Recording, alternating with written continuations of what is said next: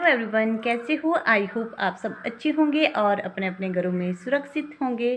स्वागत है आपका मेरे YouTube channel SP blog Lalita Thakur में। जो न्यू है मेरे चैनल में, जिनको मेरे ब्लॉग अच्छे लगते हैं तो उनसे रिक्वेस्ट है मेरे चैनल को सब्सक्राइब कर दें, लाइक कर दें, कमेंट जरूर करें और बेल आइकन को जरूर प्रेस करें, जिससे मेरे हर वीडियो की नोटिफिकेशन सबसे पहले आप तक पहुँचे। फैमिली और दोस्तों के साथ शेयर करना ना भूलें।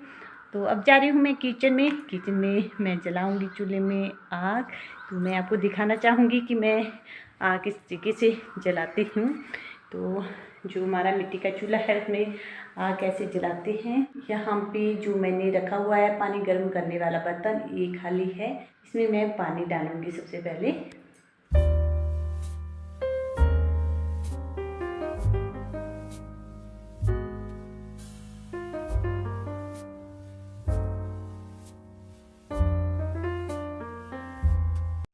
यहाँ पे मैंने स्टार्ट कर दिया है आग जलाना। तो सबसे पहले मैं पतली पतली लकड़ियाँ डालूँगी।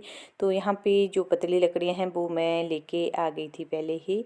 तो हमारे यहाँ पे मोटी लकड़ियों की ज़रूरत भी होती है तो पतली लकड़ियों की ज़रूरत भी होती है। पतली लकड़ियाँ होती है वो जैसे हम आग जलाते हैं तब उनकी ज़रूरत पड़ती है। इस तरीके से मैं तोड़ तोड़ के डाल रही हूँ इसके अंदर। फिर क्या करूँगी मैं, हमारे यहाँ पे माचिस ख़त्म हो गई है तो मैं क्या करती हूँ गैस से भी जला लेती हूँ, लेकिन डैडी जी को माचिस ही चाहिए होती है। तो यहाँ पे जो दुकानें वगैरह हैं वो भी बहुत दूर है।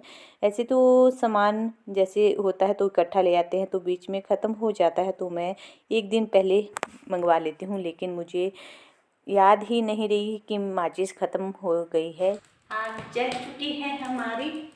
आज का तो जैसे गर्मी का मौसम हो गया है और जो लकड़ी हैं वो भी बिल्कुल सूखी होती है तो आग जड़ से जल जाती है। और सर्दी के मौसम में थोड़ी दिक्कत होती है क्योंकि बारिश की वजह से जो लकड़ियाँ होती है वो भी गीली होती है और जलाने में भी बहुत ज़्यादा मुश्किल होती है। हमें सूखी लकड़ियाँ स्टोर करके रखनी पड़ती है, या तो धूप में डालो सुबह या जब बारिश होती है तो जल्दी। शाम के खाने में मैं बना रही हूँ जो सफ़ेद चने होते हैं और बना रही हूँ मैं साथ में भटूरे।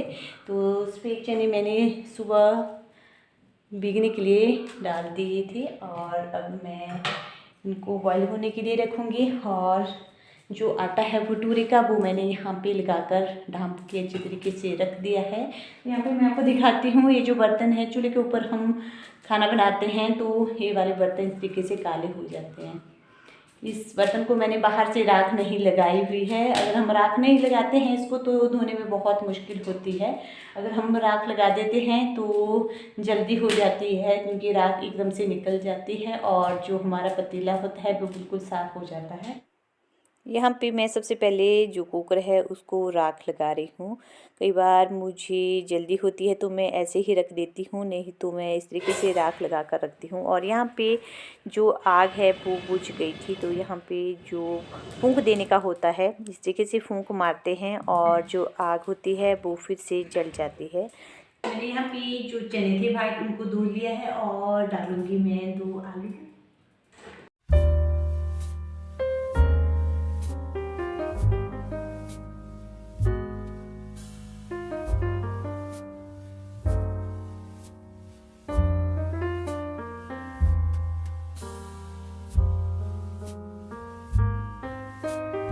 चने मैंने बॉईल होने के लिए रख दिए हैं चूल्हे के ऊपर। मैं आ गई हूँ बाहर, अब जा रही हूँ मैं अपने काऊ साइड।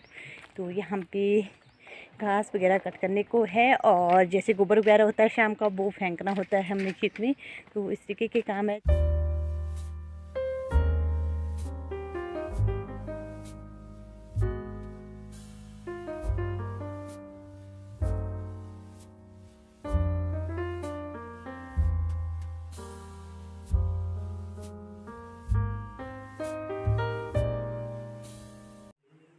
जो पत्ते हैं उनको हमने निकाल लिया है इस तरीके से। और जो हम लाए हैं अपनी ज़मीन से घास, इसको बोलते हैं कट्टल। और एक होती है सूखी घास जो हमने सुखा कर रखी होती है सर्दियों के लिए, एक होती है वो वाली घास। तो कुछ हम इस तरीके की घास ले आते हैं और कुछ सूखी घास होती है उसको कट करते हैं।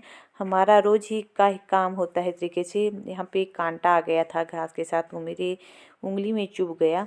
तो मैं बोल रही थी कि इस तरीके के काम होते हैं हमारे यहाँ पे, डेली यही काम होता है। जैसे पेड़ों से घास निकालो और फिर इस तरीके से उनके पत्ते निकालो, फिर मशीन के अंदर कट करो, रोज़ का ही काम होता है। जिन्होंने पशु वगैरह पाले होंगे उनको तो पता ही है, लेकिन जिनके पास पशु नहीं है उनको मैं बता रही हूँ किस तरीके के काम होते हैं गांव में।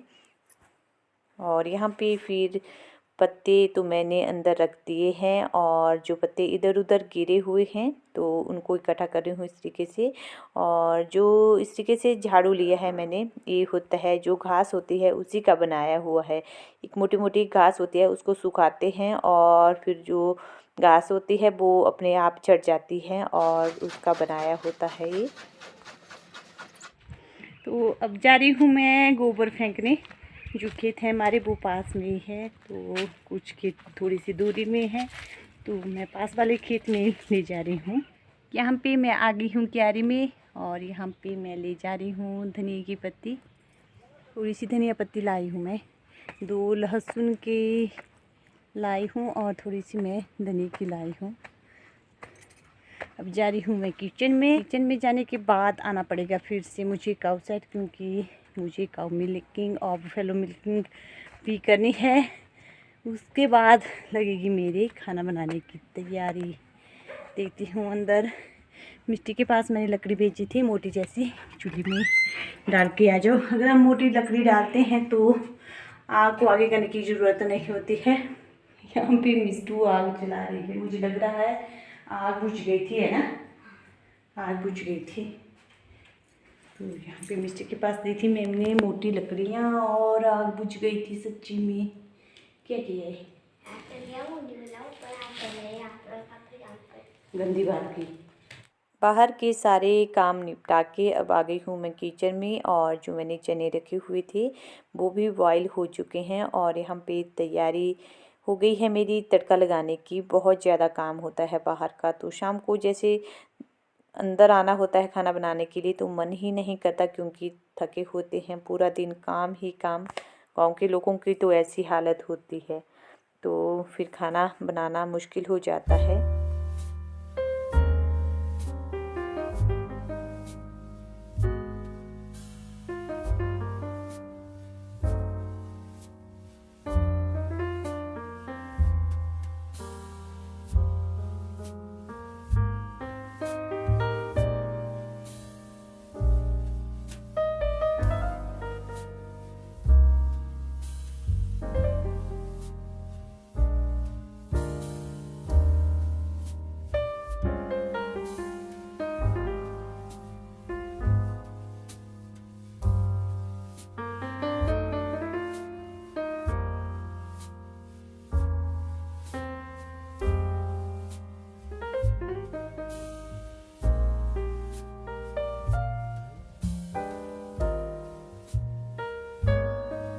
मिस्टी और उसके नाना चले गए हैं खा के। मैं और मिस्टू के पापा बच्चे हैं, तो प्लेट मैंने लगा दी है। मैंने थोड़ा सा लिया है लहसुन का अचार और आम का अचार है। हम खा लेते हैं यहाँ पे खाना।